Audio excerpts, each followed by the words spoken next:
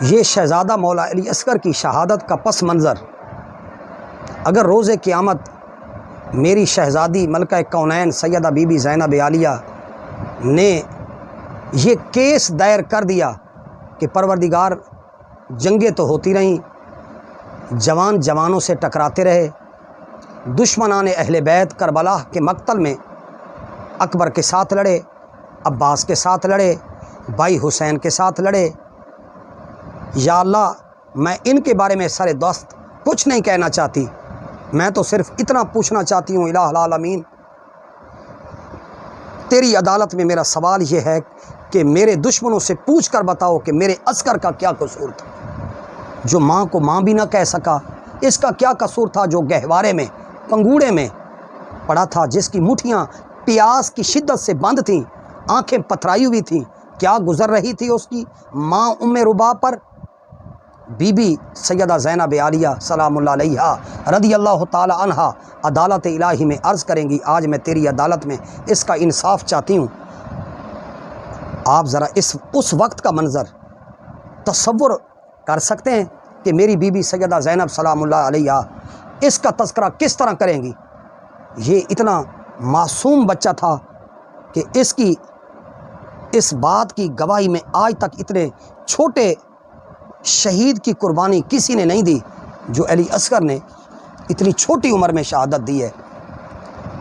یہ روایات میں آتا ہے کہ اہل عرب کی عادت مشہور تھی کہ وہ شکار کھیلنے کے عادی تھے،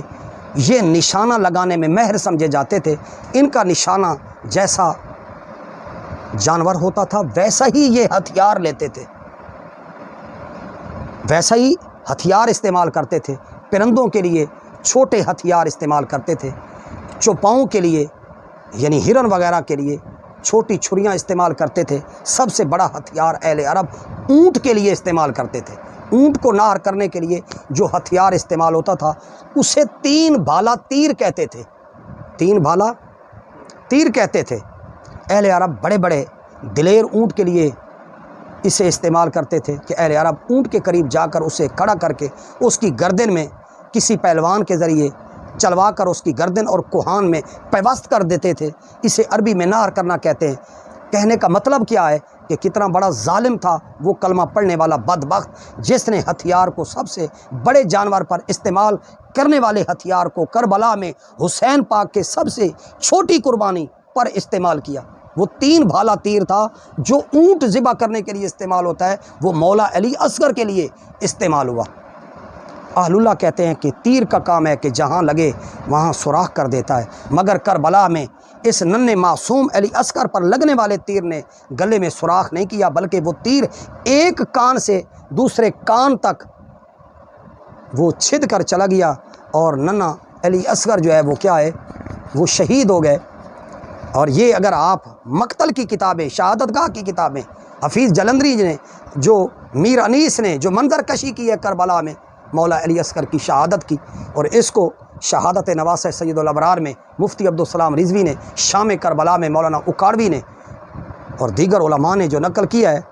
اور وہ کہتے ہیں یہ روایات کہ امام پاک بہت بڑے حوصلہ مند اور دلیر تھے، اکبر کی لاش کو خیمے میں لے کر گئے، قاسم بھتیجے کے ٹکڑے خیام میں لے گئے، 9 میل سے بھانجو اون محمد کی لاشیں اٹھا کر لاتے رہے حسین، لیکن امام پاک کے لیے معصوم اصغر کی لاش اتنی وزنی ہو گئی تھی کہ اسے خیمے میں لے کر نہ جا سکے۔ جب خیمے کے دروازے پر ماں ام رباب آئی اور خیمے کے دروازے سے بچے کو دیکھا تو ماں رباب کی زبان سے جو جملہ نکلا وہ یہ تھا کہ اصغر تیرے جیسے بھی نار ہوتے ہیں، نار تو اونٹ ہوتے ہیں، مگر کلمہ اسلام پڑھنے والے اتنے بدبخت ہیں کہ تمہیں بھی اونٹ کی طرح نار کر دیا، اتنا بڑا ظلم ہوا۔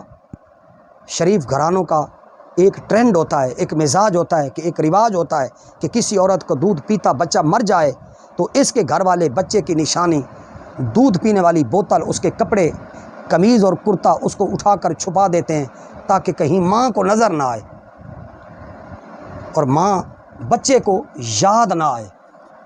بچہ جو ہے ماں کو یاد نہ آئے۔ جب اصغر کی ماں ام رباب شام کی قید سے واپس مدینے پہنچی تو مدینہ منورہ سے پہنچ کر عہد کیا کہ اب ٹھنڈا پانی نہ پیوں گی اور نہ چھاؤں میں بیٹھوں گی۔ امام سجاد بی بی زینب عالیہ نے بی بی رباب کے دونوں بازوؤں کو پکڑ کر کہا عسکر کی ماں آئیے آج چھاؤں میں بیٹھیں۔ بی بی رباب نے کہا عسکر سے وعدہ کر کے آئی ہوں کہ چھاؤں میں نہیں بیٹھوں گی،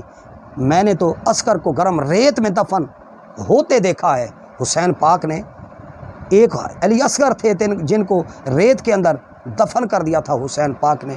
میں نے اپنے سر کے تاج حسین کی لاش دھوپ میں دیکھی، میں عہد کر چکی ہوں کہ اب چھاؤں میں نہیں بیٹھوں گی۔ بیمار سجاد نے کہا اماں آج تو چلی چلیں۔ ہمارے سجاد کے کہنے پر بی بی رباب کا رخ کربلا کی طرف مڑ گیا۔ میرے شہنشاہ حسین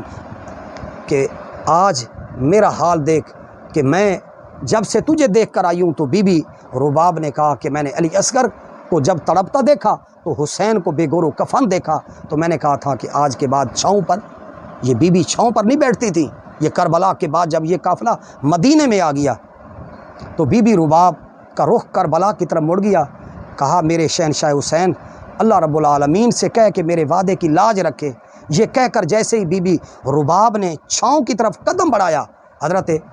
علی بن حسین زین العابدین کے کہنے پر اور بی بی زینب کے کہنے پر تو سجاد بیمار کے ہاتھوں سے عسکر کی ماں گر گئی، اور سجاد بیمار نے تڑپ کر کہا انا للہ و انا الیہ راجعون۔ یہ روایات ہیں کہ بی بی رباب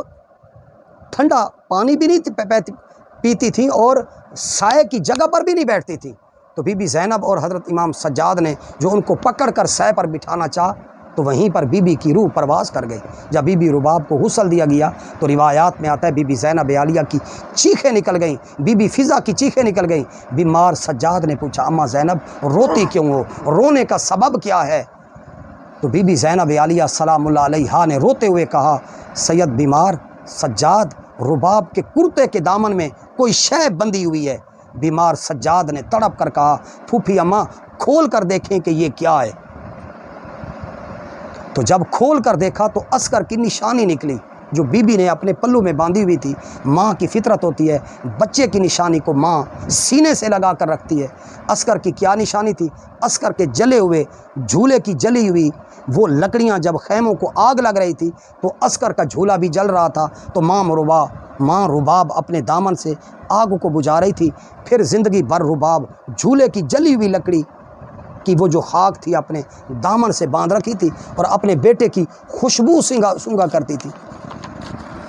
کربلا میں ہر ماں پریشان رہی کہ میرا بیٹا دفن ہوا کہ نہیں۔ بی بی رباب کو ایک حد تک اطمینان تھا کہ میرا بیٹا عسکر دفن ہو گیا۔ بی بی زینب عالیہ کو فکر تھی کہ اون و محمد دفن ہوئے کہ نہیں۔ بی بی لیلہ کو فکر تھی کہ اکبر دفن ہوا کہ نہیں۔ بی بی ام فروہ کو فکر تھی کہ قاسم دفن ہوا ہے کہ نہیں۔ بی بی رباب کا بیٹا عسکر تو دفن ہو گیا۔ جب وہ 11 محرم کو بی بی چلنے لگی تو جب سر اٹھا کر دیکھا تو چوٹیوں والا علی اصغر کا سر نیزے پر سوار نظر آیا، تو بی بی رباب نے اس کربناک اور اذیت ناک وحشت ناک تکلیف دہ منظر کو دیکھ کر چوبے محمل پر کچھ اس طرح سر مارا کہ ساری عمر خون بند نہ ہو سکا۔ بی بی رباب ساری عمر اسی بات کو روتی رہیں کہ میرے لال تو جب دفن ہو گیا تھا تو پھر تجھے دوبارہ کس نے ذبح کیا، کس نے تمہیں چوٹیوں سمیت نوک نیزہ پر باندھ دیا؟ یہ ایک عجیب کربلا خاندان کی لعنت و ان نام نہاد کلمہ پڑھنے والوں پر جنہوں نے عسکر کو شہید کیا۔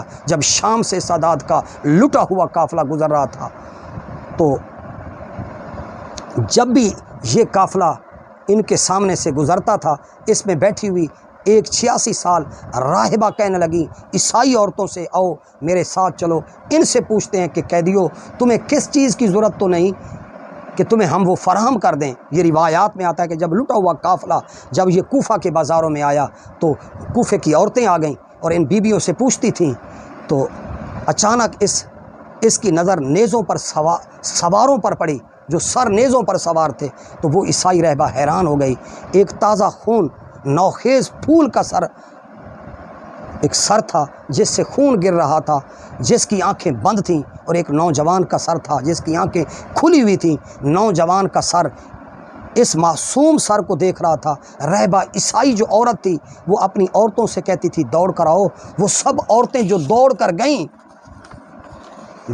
گئیں کہنے لگیں کہ اے پہلی کے چاند ایھا الہلال، اے پہلی کے چاند۔ پھر اس رہبہ عیسائی عورت نے دوسرے سر کے نیزے کے پکڑ کو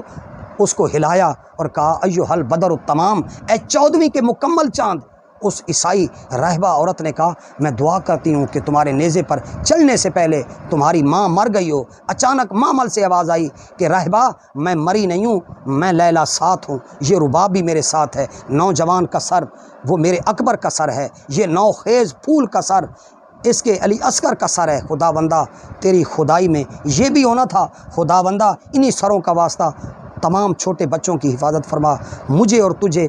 اللہ رب العالمین قبول فرما لے کہ یہ عظیم قربانی، عجیب قربانی، وفدیناہ ہو بذبح عظیم۔ اور اس قربانی کا منظر یہ یزیدی خارجی مولویوں سے نہیں، یہ دل والوں سے پوچھنے والی بات ہے کہ یہ کربلا میں ہوا تو ہوا کیا؟ بس۔